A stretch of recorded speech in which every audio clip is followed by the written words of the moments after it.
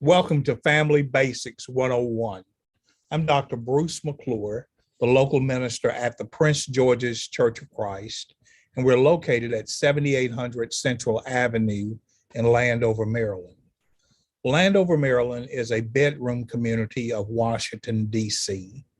And throughout this week, because of the upcoming holiday on January 17th, of Dr. Martin Luther King Jr.'s birthday, we're dedicating this week to just looking at voting history in America and some of the civil rights bills and acts that have been passed, that are still waiting to be passed. And they all center around the need for individuals in this country to be treated with equality, with due respect that is deserving of every citizen of the United States. The thing that is going on right now is voting rights, policing. Today being January 11th, the president and the vice president of the United States are currently or soon to be in the state of Georgia, trying to push through the new John Lewis Voting Rights Act. And it's sad that in 2022, such a bill has to be almost forced on this country, when in fact it should be the right of every American citizen, regardless of race, creed, or religious preference. So on yesterday, we took a close look at voting rights, and we wanted to make sure that every person in our listening audience understood that by 1876, Rutherford B. Hayes basically sold this voting rights out. He actually did something in order to assure that he would be president, but he pledged to withdraw all remaining federal troops from the South, which in essence ended Reconstruction. And it was during that period from the end of the Civil War until he basically pulled out of all of the federal troops from the South that formerly enslaved slaves, first generation free people, began to participate in politics, began to develop their own businesses, more educated than ever in American history. But in order for Rutherford B. Hayes to get the presidency, he had to agree to withdraw all of the remaining federal troops from the South, which in essence put this country back into a legal form, which was illegal form of slavery, but it was not called slavery. So what happens? We have the Civil Rights Act of 1965 that was signed by Lyndon B. Johnson. But that bill that was signed by Lyndon B. Johnson is slowly creeping into history as well. And the Voting Rights Act of John Lewis that is advancing, but yet has not been approved by the Senate. It's gone through the House of Representatives, but it is stuck in the Senate with Manchin and Sinema. But the Voting Rights Act, along with the Civil Rights Act, were one of the two most important pieces of civil rights legislation in the history of this country. It introduced nationwide protections of the right to vote and thereby greatly increasing voter registration and voting among Blacks in the South. And a key element, as we mentioned on yesterday, of that law was Section 5. And it required that certain jurisdiction states obtain prior approval, pre-clearance is what it's called, of any change to their electoral laws or procedures. Well, what we're faced with right now as a country are people in southern states, for the most part, and it's spreading like wildfire nationwide, desperately trying to attempt to do things to modify, to make voting registration more difficult, to make voting more difficult. And they're saying we don't need the pre-clearance from the federal government to do that. So thus, in 2013, the Supreme Court, in a case that came before them in Shelby County versus Holder, they neutered that pre-clearance requirement and thus prevented the federal government from blocking discriminatory state election laws before they were enacted. So in 2013, the Supreme Court basically took the teeth out of the Voting Rights Act. So on July 1st, 2021, just 7 months ago, 8 months, the Supreme Court upheld Arizona's voting laws that were targeting Latinos and other minorities. In doing so, it created a heightened standard that made it more difficult for parties to challenge racially discriminatory laws under Section 2 of the Voting Rights Act. This bill would eliminate this heightened standard and codify standards previously used. We've got to understand how serious this Voting Rights Act that is trying to get through the Senate really is, because it will allow more people, not just Blacks, but more people to participate in the democratic process of one man, one vote.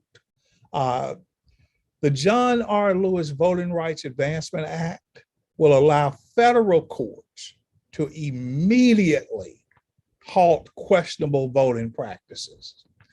It's going to give attorney generals authority to request that federal observers be present. There's a difference between federal observers and just local watchers. And we wanted to today spend the majority of our time that's left talking about George Floyd. Who is George Floyd? Why is it important to even talk about him? On May 25th, 2020, a 46-year-old African-American male was being arrested on suspicion of using a $20 counterfeit bill at a local community market.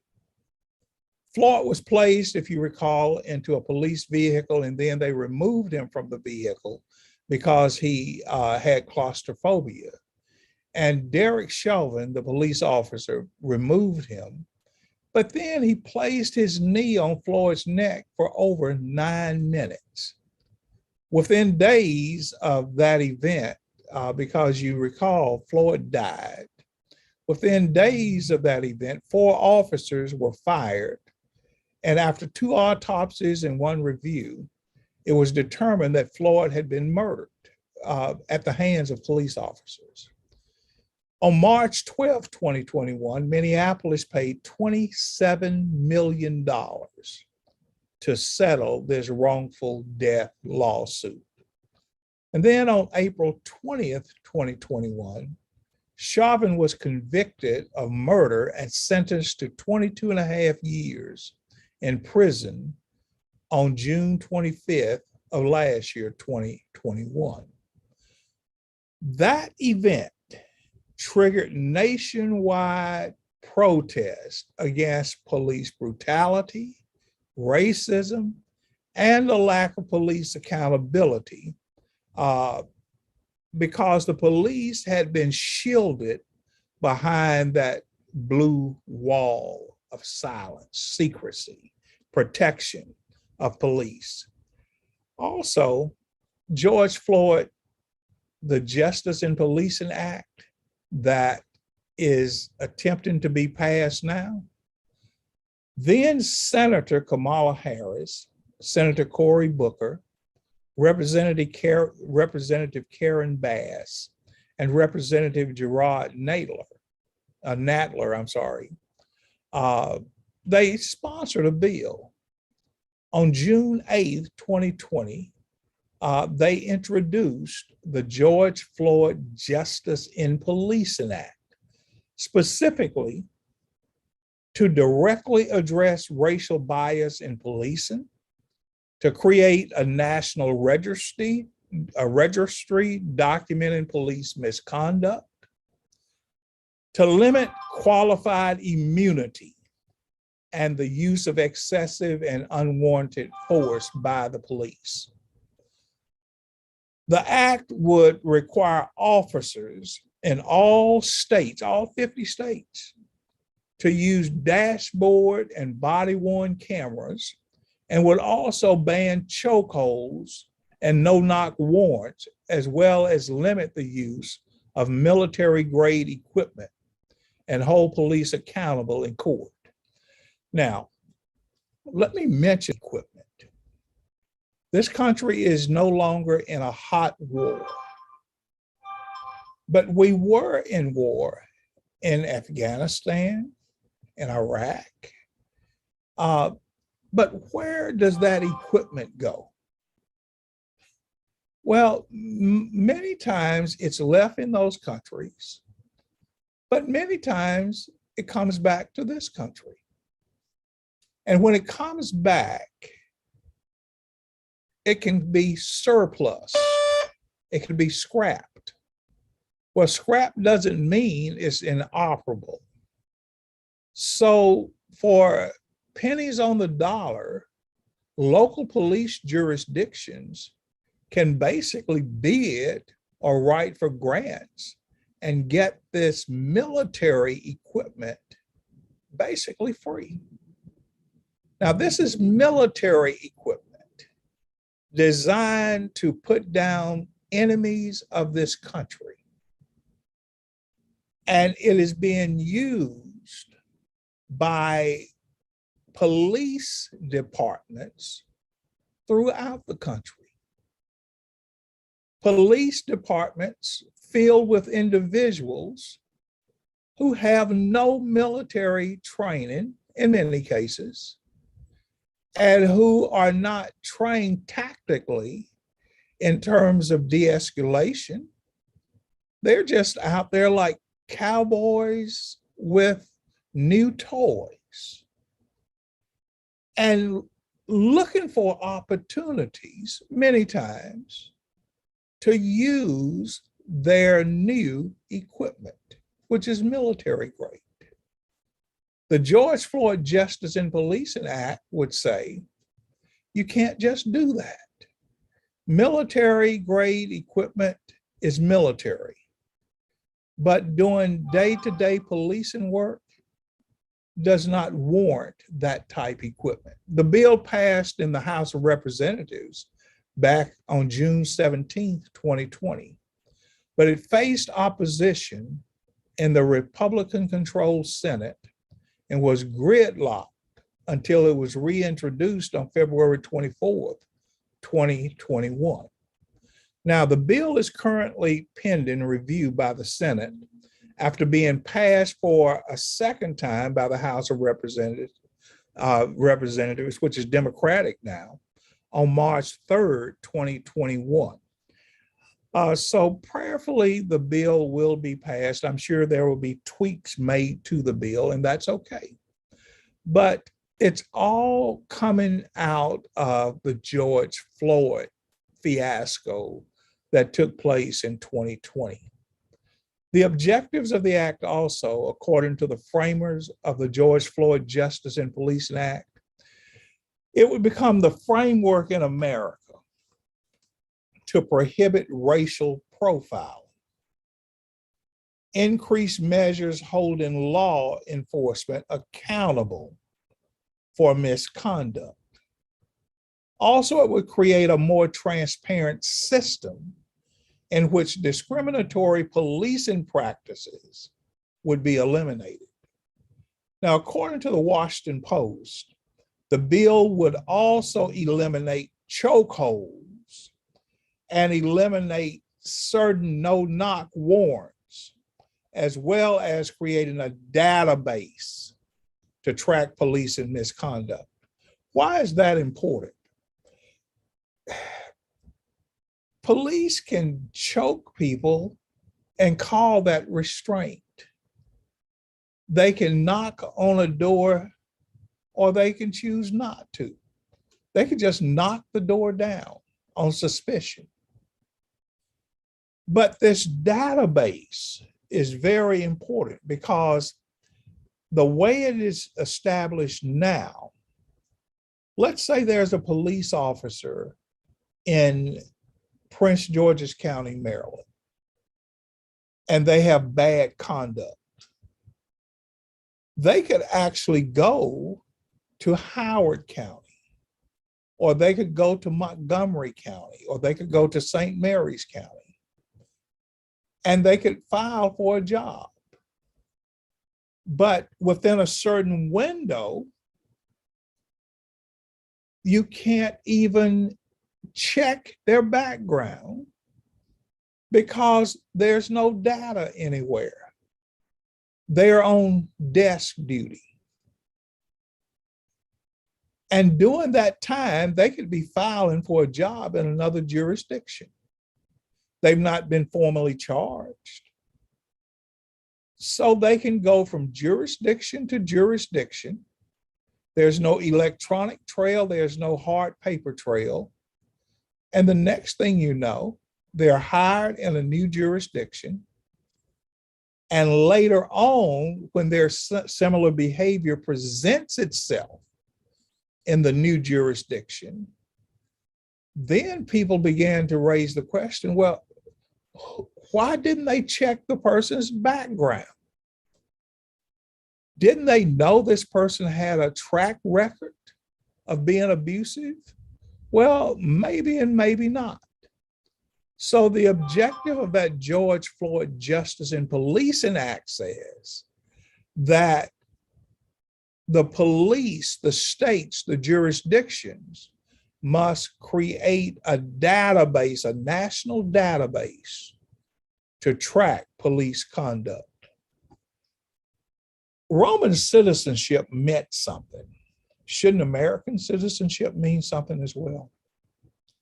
In the book of Acts, chapter 22, beginning at verse number 25, as they stretched Paul out to flog him, now keep in mind, Paul is a Jewish citizen, but he's also a Roman citizen. He's been detained, and now they're going to beat him as a Roman citizen. He's been detained, but they're going to beat him. And Paul said to the centurion, is it legal for you to flog a Roman citizen who hasn't been found guilty? When the centurion heard this, he went to the commander and reported it. What are you going to do? He asked.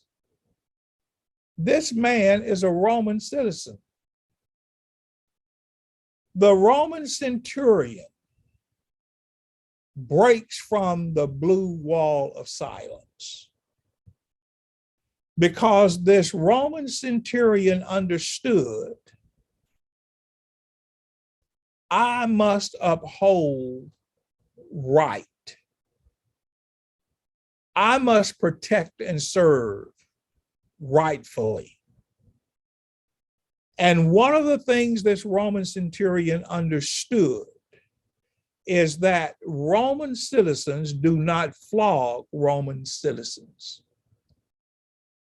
So the commander went to Paul and asked, "Tell me, are you a Roman citizen?" "Yes, I am," he answered. "Yes." Look at verse 29. Those who were about, that term interrogate, they were going to beat him, they withdrew immediately. The commander himself was alarmed when he realized that he had put Paul, a Roman citizen, in chains.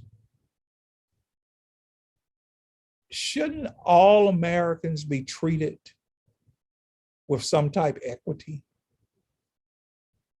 with some type of justice of right? Simply because we are all U.S. citizens. Now, our form of government, in many ways, is modeled like the Roman government. Why not when it comes to citizenship?